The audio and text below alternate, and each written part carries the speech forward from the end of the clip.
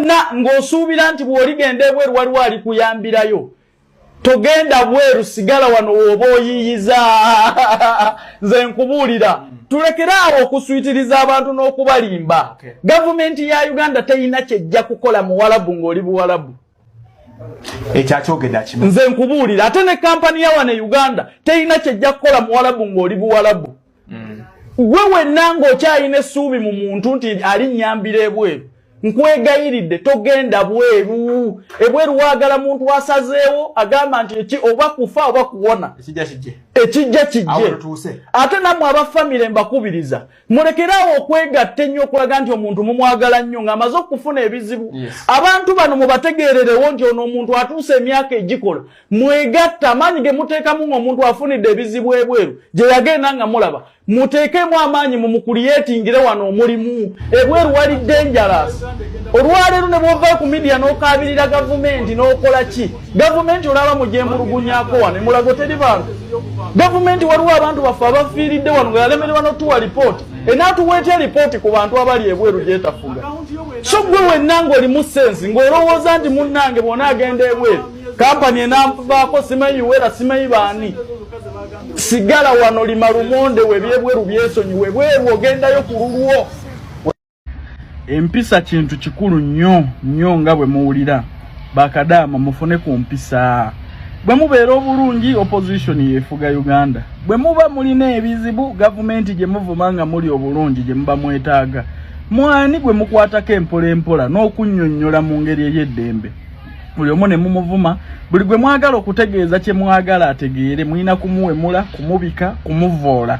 Abantu balina obusungu mu ofiisi ezandibayambye ne bw'obatuukirira nti ono alina kizibu bwe kiti. Paka Kadama aba batuvoola.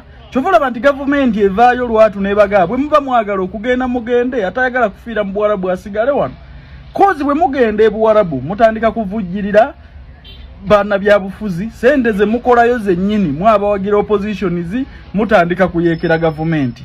Bwe mba mufunye ebizibu gavumenti teyambye. Bwe mubeera obulungi Bobi Wine yabaafuga. Kati banayi tutandikirewa.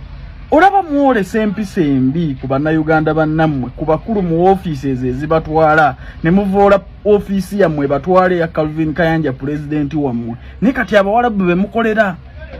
Gwolaba osobola okuwemula minisita naye ate kati Omuwarabu gwolabye obukulu. Yo waaye njogera wano na wali olaba olemwa bufumbo n'abaana bo n'obaleka ku mizigo naye kati ate ab'Omuwarabu b'osanzaawo. So baganda bange empisa kintu kikulu nnyo. Tetugenda ku readinga gurupu ewe mulaba minister gurupu ewe mulaba ambassador babika nga tobamanyi na kubamanya. Nyinza okubuuza omuntu oyo wali omutuukiriddeko wafuna side story ye oba omanye ebintu bwe bitambula. So mu mbeera eyo tetugenda kukkiriza gurupu emu eriawe woza baggalewo tebaddamu kuleeta eno baana tubonaabonya nnyo naye ng'ate tebavaayo. So ako mwabaze kafu. Bwe mba mwayagadde kukopa Philippines mwetegereza aba Philippines bakozeseza method ki. Teriyo kozi yonna kyabadde Kuwait kyayambiddwako gavumenti kubanga gavumenti ya Philippines tefuga Kuwait. Banna Philippines abali ku ground bebeegugunzo balaba ku street. Lwaki mwe wabairawo obuzibu mukwata masimu gammwe ate ne muvuma ba minister ne muvuma gavumenti ya Uganda ne mutyobola office ya mwe batwale ya Calvin Kayanja nga president wammwe mukiise wammwe. So lwaki temufuluma mayumba nga waliwo ekizibu ne muyiika ku street ng'aba Philippines we bakoze Kuwait. Yeyo kozi gye twagala abatulugunya bannaffe ebweru Bawarabu. Lwaki Omuwarabu bw'amala okutulugunya munna Uganda odda ku kampani y'ong'ovuma? Lwaki togenda ku street? Lwaki togenda ku police?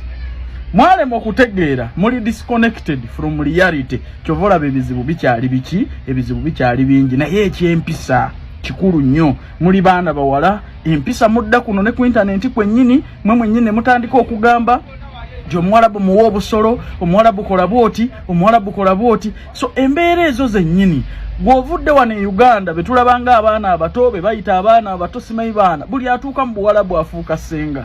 Obufumbo bukulemye Uganda naye atuuse Buwarabu weefudde ssenga. Bakadama mweddeko okutyoboola abantu kujja kubakaabya nnyo. Muteeka ssente mu Kyagulanyi bwe musuutiriza bano bwe muvuma abantu bwe mufunye ebizibu nti gavumenti. Kyova olaba nabo bajja bagamba nti ayagala abeere wano. obeere wano we bagabira Kadama emitwalo 3 olunaku.